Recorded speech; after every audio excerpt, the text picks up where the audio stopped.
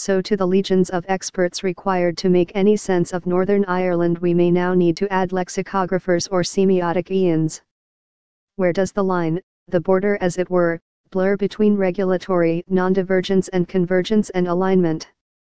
The EU-UK draft agreement that was on the table on Monday suggests that, in all but name, Northern Ireland would have remained a part of the EU. Achieving the UK government's agreement on this was a truly momentous achievement for Irish Prime Minister Leo Varadkar, derided by the Brexiter ultras as being naive and out of his depth.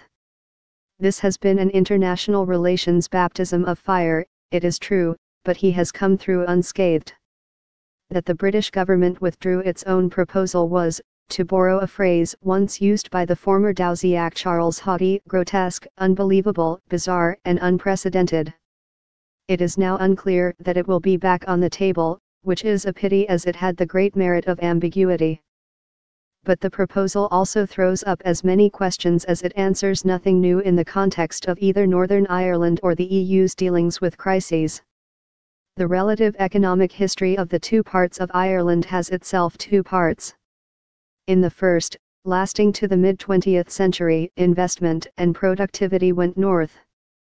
At partition in 1921, the situation was glaring. Northern Ireland had the industry and an outward orientation. Ireland was predominantly agricultural, and significantly poorer, with an economic policy that moved towards greater levels of autarky in the 1920s and 30s. The contrast since the 1950s is vast. The Irish economy now dwarfs that of the North, it is vastly more export-oriented, even allowing for the over-representation of multinational corporations.